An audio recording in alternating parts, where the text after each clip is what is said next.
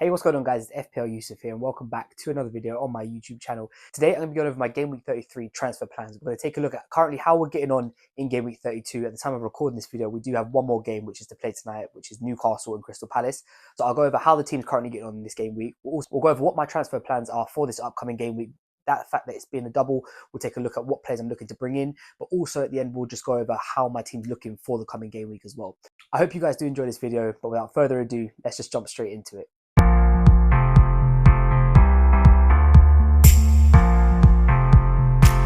Okay, welcome back, guys. Thank you so much for being here with me today on my YouTube channel for another video. Before we get into this one, if you guys wouldn't mind dropping a thumbs up and subscribing down below, it would be greatly appreciated. So, game week 32. Now, currently, at the time of me recording this, there is still one more game to go. So, you're going to see a little asterisk on my points total because obviously we still have the Newcastle and Crystal Palace game being played tonight, which is currently Wednesday. Overall, it's been a very good game week. We are finally inside that top million. We finally got a big enough green arrow to push us there. And yeah, so far, this game week has gone really well. So, we'll start off in defense first. So unfortunate with, Nick Pope and obviously Milenkovic both only conceded one goal. Milenkovic more so, obviously he conceded right at the end in the 90th minute. So I was a little bit disappointed with that. But Aït-Nouri, 14 points, a goal and assist. He came in big against Spurs. Now, I was kind of expecting Wolves to keep a clean sheet just because it was Spurs. Once he got the goal after 2 minutes, I was kind of like, whatever happens from here on out, I'm happy because he's got his points. And then obviously, later on, he did manage to pick up an assist as well, got the 3 bonus points. So that was a massive reason as to why we were on a sort of big green arrow this week. The other transfer that I did bring in, and the one that I made, was bringing Connor Bradley. And again, he was just... this is the reason why I bought him in. So I didn't get a chance to make a final team selection video before the deadline, but I did put on my Twitter that I did that. That was the transfer I made this week. And the reason why, there was 2 reasons. Number one, Connor Bradley's baseline bonus is actually ridiculously good. It's the same as like Matthias Cunha, Gavardio, these type of players here who, even if they don't contribute maybe an attacking return, they seem to just always get the bonus points. Now, I did get a little bit lucky, obviously. He did get subbed off in the 67th minute when Liverpool did have a clean sheet. Liverpool did go on, I think it's about the 85th minute, to lose that clean sheet. So for me, it was the best of both worlds. Everyone else who owns, Konate, who owns Van Dijk, Alisson, their clean sheets are gone. I know Van Dijk did get the goal, but Bradley obviously got subbed off and then managed to still hold the 3 bonus points despite being subbed off. I think it was the 67th minute. No attacking returns, but just goes to show you how good his baseline bonus points is. So yeah, I was really happy with how the defense got on. It's not something I've been able to say a lot this season. So yeah, it was nice and refreshing to see actually the defense getting the bulk of the points. Into the midfield, obviously a few assists. Salah got himself an assist. Jacob Murphy also an assist. Maybe was expecting a little bit more from both of them, but we'll take the points where we can get them. And Buemo, it was a tough game against Arsenal. I don't think a lot of us really expected him to, do anything as such. He's somebody that I'm contemplating, should I get rid of, shouldn't I get rid of? We'll talk more about that in the transfer targets section of the video. And obviously Gibbs White, the last one there, again, he's another one who's looking at the chopping block very, very soon. But the front line, again, Mateta, I was so disappointed with him obviously getting subbed off. This is twice in the space of sort of like 2-3 weeks where he's been subbed off before the 60th minute if he hasn't scored. And it's getting to the stage now where, okay, he's got a double this week, of course. He's got a double next week. But after that, I think it's probably going to be time to go. Isak, 1 assist in the first game as captain. Obviously, has the other game tonight. So hopefully, fingers crossed, he can come good. And Marmoush continues his fine run of form as well with a goal.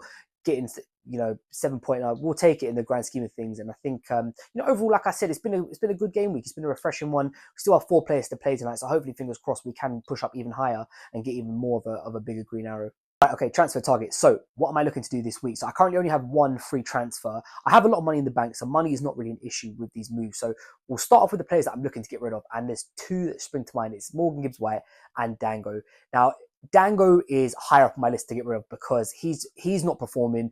Bournemouth haven't looked great over the last few weeks. I know they got the win this weekend. It was a 1-0 win, but for me, it's just time to get rid of him. And obviously, with doubles coming up this game week, Arsenal and Aston Villa are the 2 places that I'm looking to get midfielders. So we'll start off with Aston Villa first because 2 obviously are from Arsenal. And that is the one from Villa that I've got is Marcus Rashford. Now, obviously, Aston Villa played against PSG last night. They did win the game, but they have obviously gone out of the Champions League due to aggregate. But Marcus Rashford was fantastic last night. He really was just causing threats and causing problems. And the fact that he started up front in a game of that magnitude where they need to win kind of makes me think that he's sort of gone above Ollie Watkins in the order. I was surprised that Watkins wasn't starting, especially when, Aston Villa needed goals to sort of push them through. I was surprised that he wasn't in there, but the fact that I see Marcus Rashford start up front now is giving me a little bit more confidence to know that A, he can play on the left or play through the middle, but B, from what I saw last night, he was looking really good. You know, he had moments in the game where it was almost like the old Rashford, where you just see him take on a man, you know, beat him with pace, you know, skill, flair. So he's somebody that I'm definitely looking at. I don't know whether, you know, he'd start up front in both games. I'd imagine Ollie Watkins would get minutes in this double as well,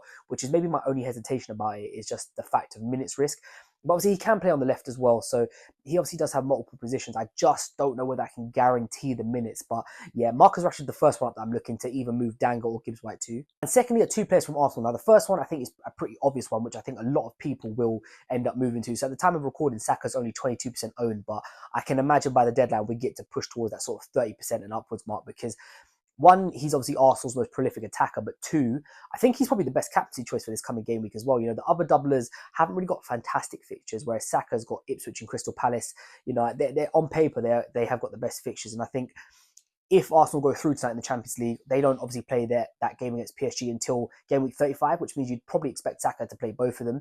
So yeah, I think Bukayo Saka for me is kind of a no-brainer this week. I think probably one of my transfers will be used on him. The other player from Arsenal that I'm looking at is Mikel Merino. Now, obviously, he was benched in Arsenal's game against Brentford, but I'm not really too surprised at that. I was kind of expecting a lot of the Arsenal first team to get benched. You know, we saw it from Saka, we saw Timber. You know, there was a few of them that weren't in there. And obviously, you know, they've got a big game against Real Madrid tonight, so it's understandable. But I think, like I said, with the same with Saka, if Arsenal do go through in the Champions League, their game won't be till after 35 with PSG. So there's enough time that you could see him starting both of these games. And I do like Mikel Merino. He's a big differential, very low owned, and he's actually been playing pretty well up front, to be fair. Like, in terms of number wise, I think it's 6 goals in 8 games since he's played up front for Arsenal. So if that was any other striker, I think we'd all be clambering towards him. And the fact that he's a midfielder as well, gets an extra point for a goal, extra point for the clean sheet, it just makes sense to me. So I am definitely looking at bringing him as well. So yeah, this week I've got one free transfer, like I said.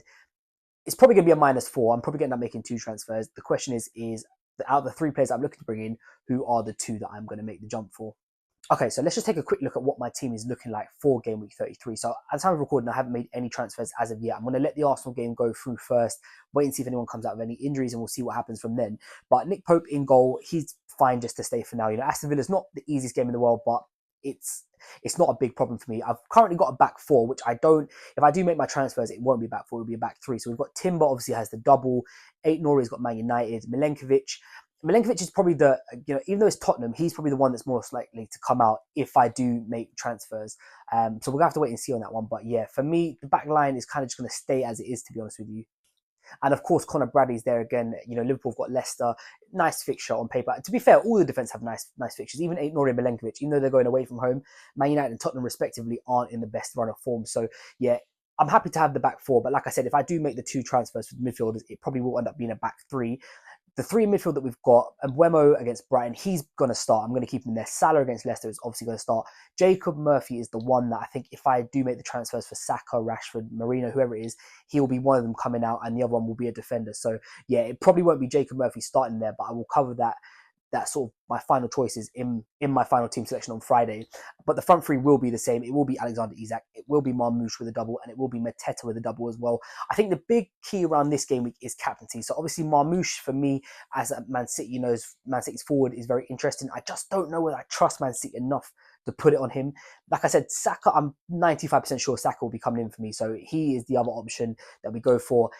Is there an outside shout if I go for a Rashford or a Marino to make captaincy? Maybe. I think that's more of a gut feeling that closer to the time I'll have to judge whether or not I feel that's the right move. But yeah, for me, like I said, this will be what my team's looking like. It probably will end up being a back 3 with, you know, 2 extra midfielders coming in, Murphy coming out, and then probably one of the defenders as well. But this is early thoughts, but this is what we're going with so far. Okay, thank you guys so much for watching this video. If you have enjoyed it, please don't forget to drop a thumbs up and subscribe down below. I'll be back tomorrow, being Thursday, with an FPL challenge video. Then, of course, on Friday, my final team selection video will be up. So I'll go through all the transfers that I've made. We'll look at some goals, some clean sheet odds, and a whole lot more in that one. But thank you all so much for watching this video. Thank you so much for the support recently as well. We've finally hit the 100 subscriber mark. So I just want to say a massive thank you to, you know, all of you guys, whether you've watched, you've liked, you've subscribed. It's just, I'm very grateful. So thank you so much. But I will catch you guys next time.